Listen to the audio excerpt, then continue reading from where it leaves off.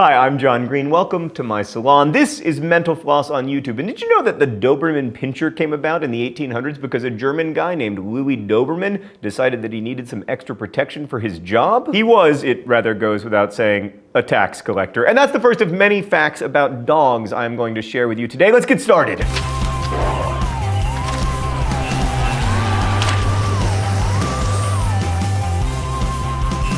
So Snoop Dogg got that name from his mom, who compared him to Snoopy. Meredith, I told you, facts about dogs, not facts about Snoop Dogg. Okay, actual dogs. In 1942, William Randolph Hearst wrote an elegy that was published in Time magazine. It was for his toy dachshund. Rest in peace, Helen. Pablo Picasso also had a dachshund. His name was Lump, and he made frequent appearances in Picasso's work. Speaking of which, dachshund means badger dog in German. They were bred to help with hunting. They have a long body that was used to, get badgers and other animals from their burrows. On to presidential dogs, Warren G. Harding's Airedale, Laddie Boy, had his own seat at cabinet meetings. He was also pretty famous. The New York Times ran many stories about him with headlines like, "Laddie Boy, a newsboy," and "Laddie Boy gets playmate," and "We're running out of things to write about Laddie Boy." Maybe instead you could have covered Harding's disastrous presidency. FDR's Scottish Terrier Fala was an honorary private in the Army. Speaking of Fala, at a campaign dinner in 1944, Roosevelt went on a rant about how Republicans made up a story that he had left his dog in the Aleutian Islands and sent a Navy destroyer to go pick him up, and it cost taxpayers $20 million,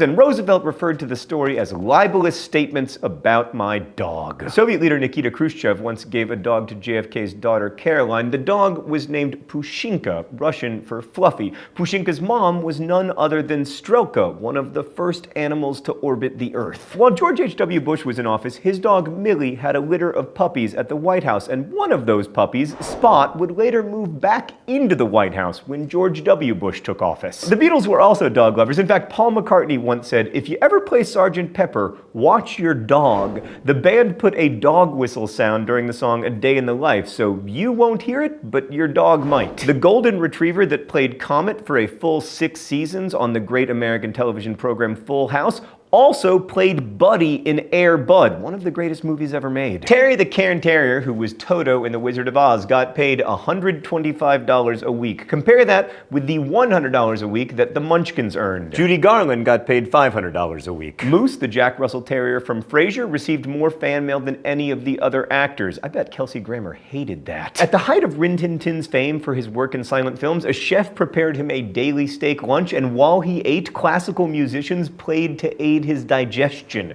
Cover Alex's ears, Mark. I do not want her to know about that. Poodles have a reputation for being spoiled, but their haircuts are actually functional. So they were bred as hunting dogs to retrieve birds who'd fallen in water, and their coats were mostly shaved for swimming, except for strategic areas left for warmth. They do have famously warm coats. You are a very bad person, Cruella de Vil. Why did we put you next to Lincoln? He's an American hero. I'm moving you. You're going next to the Trollface and Napoleon. Speaking of dogs with jobs, not to be confused with the Disney Channel program Dog with a Blog, corgis were prized for their herding abilities. Despite their strange body type, they herded cattle, sheep, and even ducks and geese. Pekingese dogs were bred to be the emperor's bodyguards in ancient China, and miniature Pekingese were named sleeve Pekingese for how they were carried in the large sleeves of the robes worn by members of the Chinese imperial household. Belgian Malinois shepherd dogs have historically been police dogs, sniffing out explosives, narcotics, and so on, but more recently they've been trained to smell prostate cancer. Dogs can also be trained to sniff out bootleg DVDs. Plus, some are used to track down smuggled phones in prisons. Watch out, Orange is the New Black, people. So how is that possible? Well, because dogs have a sense of smell that's between 10,000 and 100,000 times more acute than a human sense of smell. Moving on to seeing eye dogs, the idea originated in Switzerland to help blind veterans. Seeing eye dogs are also trained to go to the bathroom on command. For the record, Jack Russell Terriers were in fact bred by a man named John, aka Jack,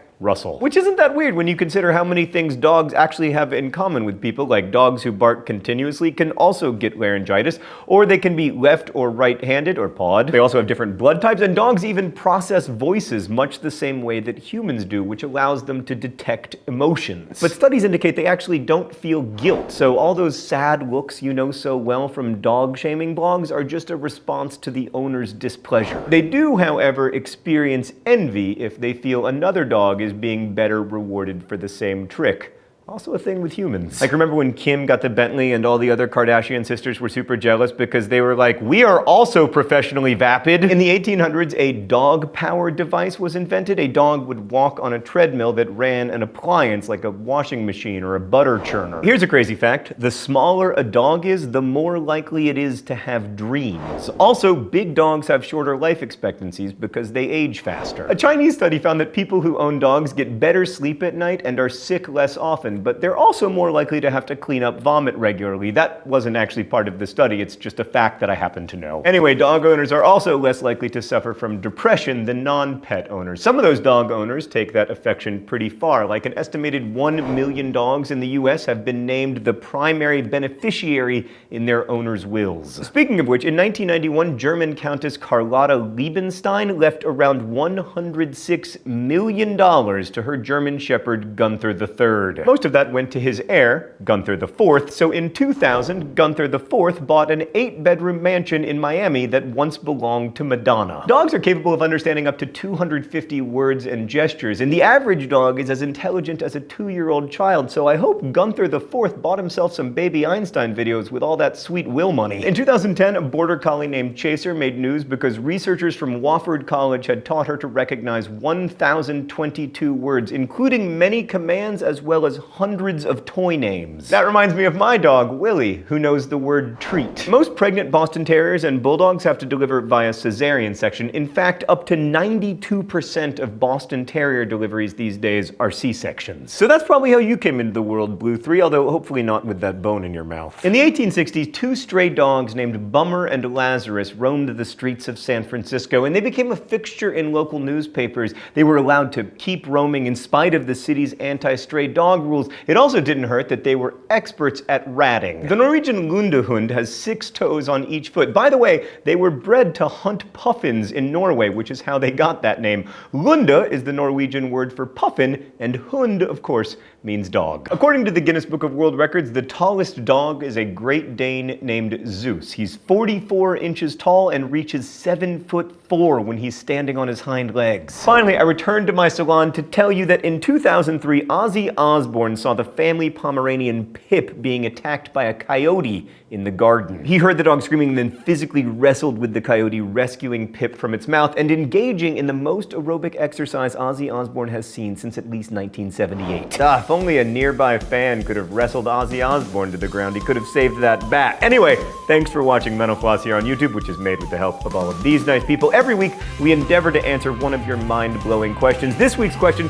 comes from the Giants fan 0987, who asks, why do grading scales skip the letter E in the United States? Well, first off, the Giants suck. Secondly, the grade E was used. The first school in the US to use a grading scale like the one we see today was Mount Holyoke, and they used the letters A to E, A being the highest grade, E being the lowest, but they worried that parents would think that E stood for excellent. I want to apologize, Giants fan. I'm a Cubs fan. I'm just jealous. Anyway, now F can be interpreted as standing for fail, but by the 1930s, F had replaced E in most grading scales because, you know, it's not excellent. If you have a mind-blowing question of your own you'd like answered, please leave it below in comments. We'll endeavor to answer as many as we can. Thank you again for watching, and as we say in my hometown, don't forget to be awesome.